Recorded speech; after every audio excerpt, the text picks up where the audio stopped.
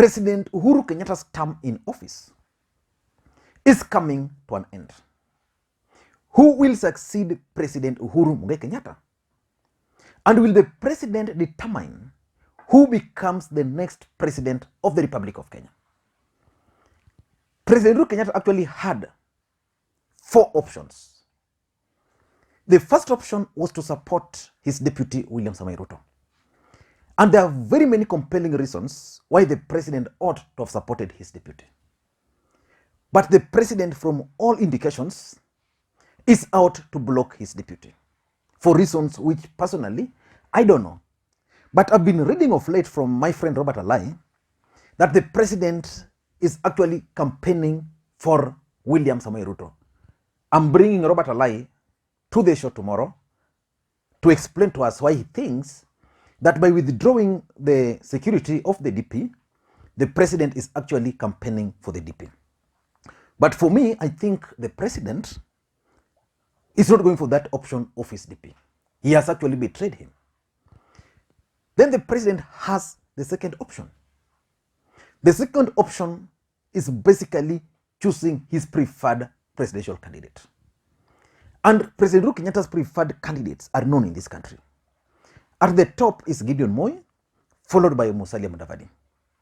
But again, the question which the president is asking himself is whether these 2 gentlemen can defeat William Samoei Ruto, or whether they can actually go ahead and win. Because the thing is, if the president were to endorse Kalonzo, Mudavadi, or Gideon Moi, chances of Ruto even teaming up with Raila Odinga are high. So because of that, he's worried that these preferred candidates might actually not succeed. His third option is to agree with his brother, Raila Odinga, that let us retire and go for a compromise candidate. But who can this compromise candidate be? Very many Kenyans thought that the president and Raila Odinga would actually go ahead and support Fred Okengo Matiang'i. But based on other factors, I don't think Fred Matiang'i, even if these 2 gentlemen want to support him, can make it to the presidency in 2022. Then his fourth option, which the president seems to be going for, is to support Raila Odinga. And there are several reasons why supporting Raila Odinga can guarantee president the victory which he wants. Raila Odinga has contested for the presidency severally. It's not going to be his first time contesting.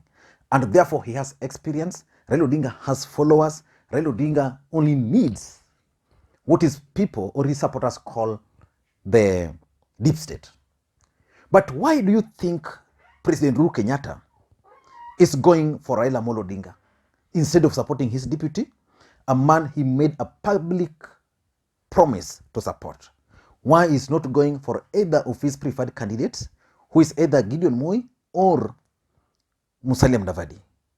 And why he's not convincing Raila Odinga to support a compromise candidate? Why do you think the president prefers Raila Odinga?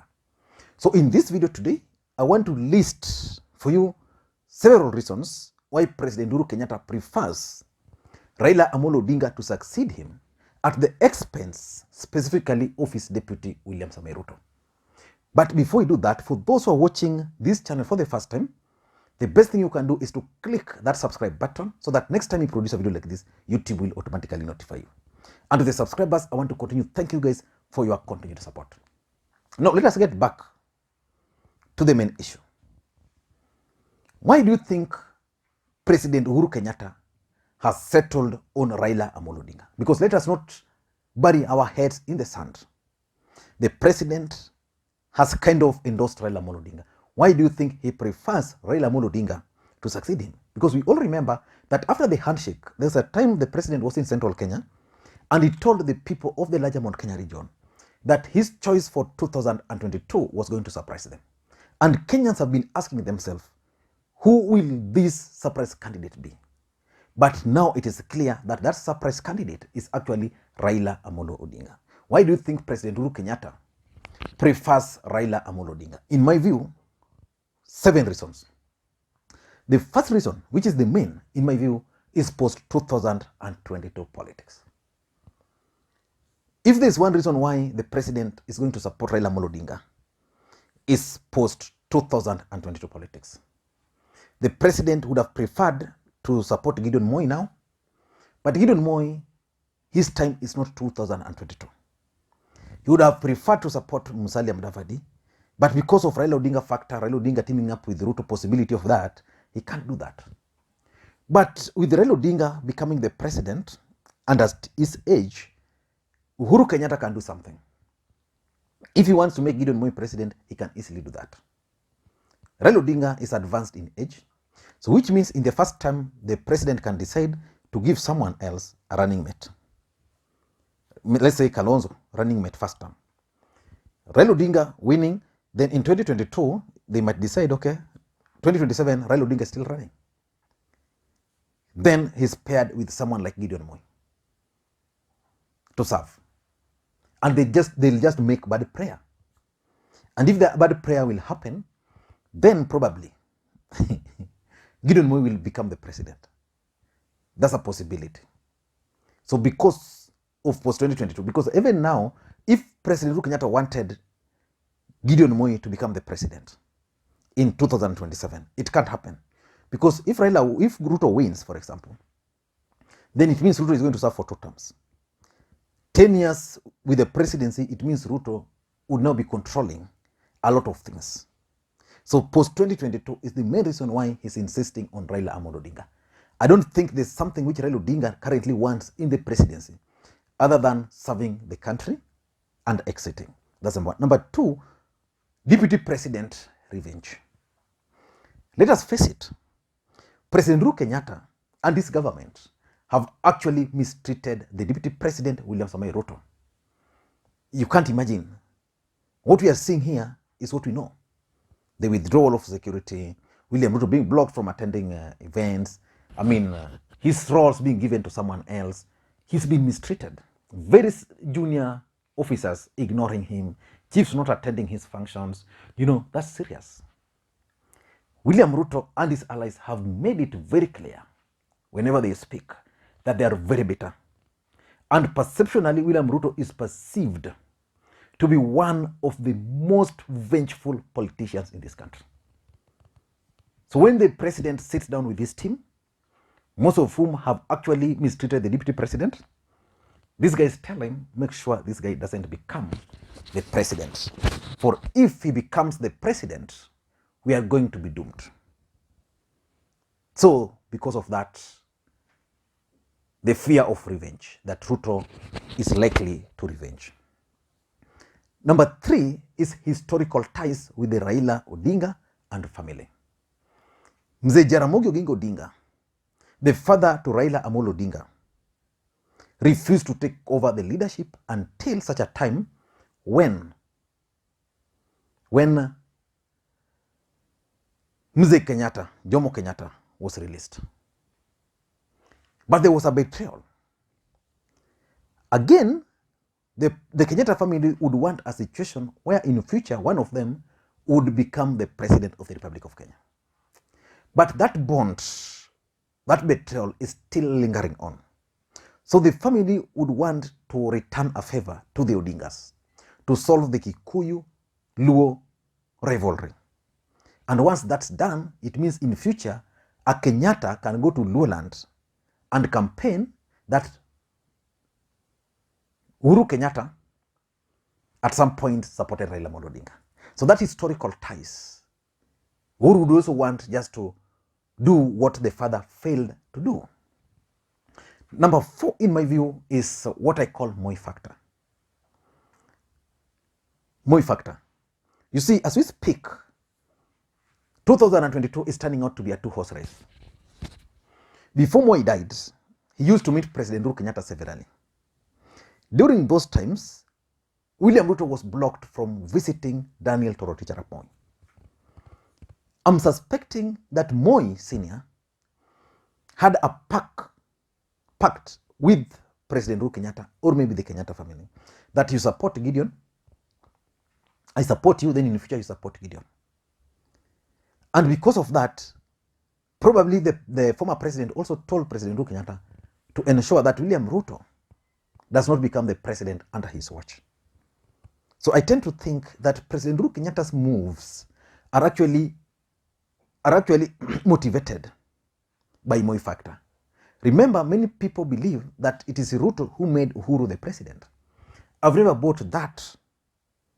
The guy who made President Uhuru Kenyatta the president of the Republic of Kenya is none other than Daniel Toroitich arap Moi. Moi picked Uhuru Kenyatta from nowhere. Most people say that he was actually picked from a drinking den, because by that time Uhuru was not I mean, if you look at his photos during those times, you could just tell.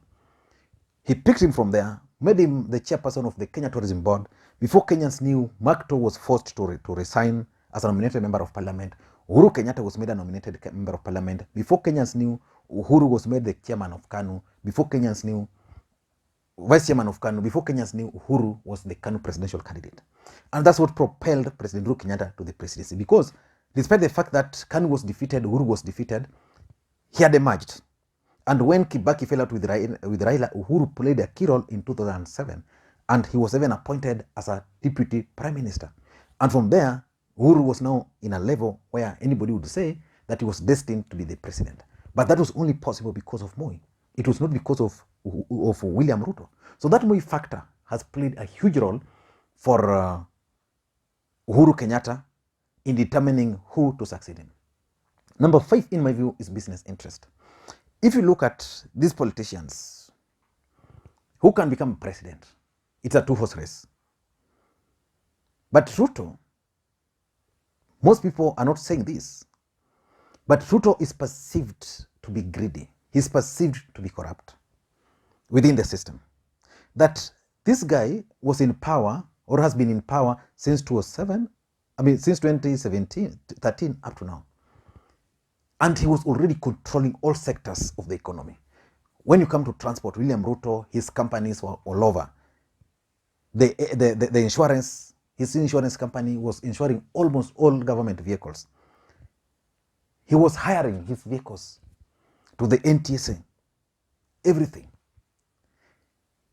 There are certain businesses here in this country which you don't touch. You've seen William Ruto's allies talking of Kenya Airways. You know, that's something you don't touch.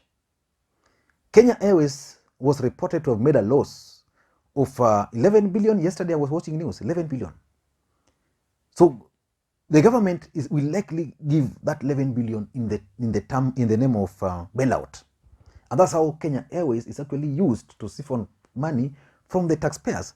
But William Ruto's allies have made it very clear that they want to investigate those Kenya Airways. So it means if Ruto becomes president, certain things will happen. He would want to have interest. Business, energy sector. He's doing businesses there, several of them.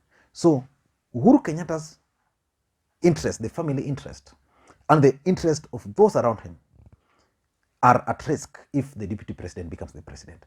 But what if Raila becomes the president? If Raila becomes the president, Raila Odinga is not known to be a businessman, apart from his gas company and maybe trading business in oil.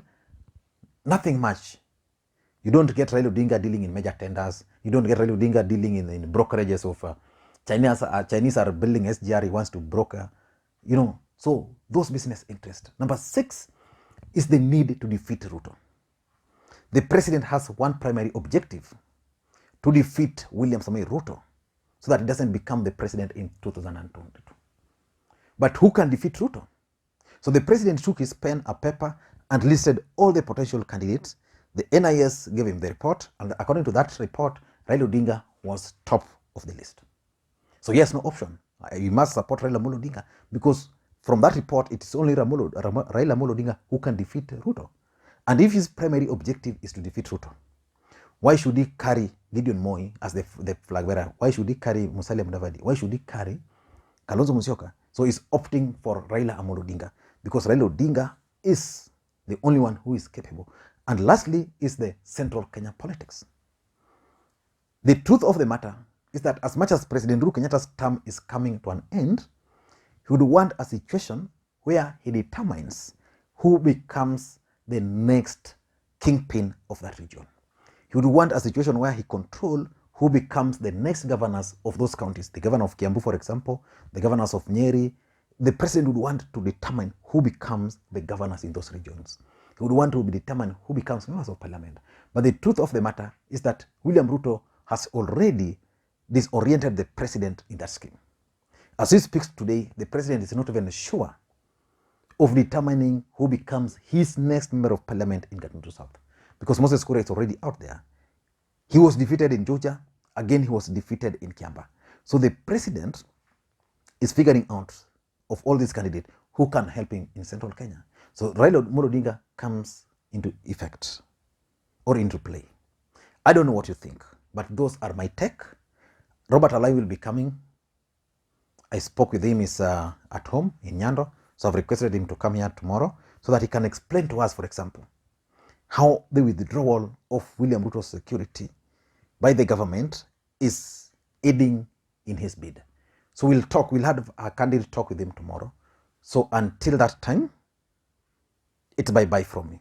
Thank you.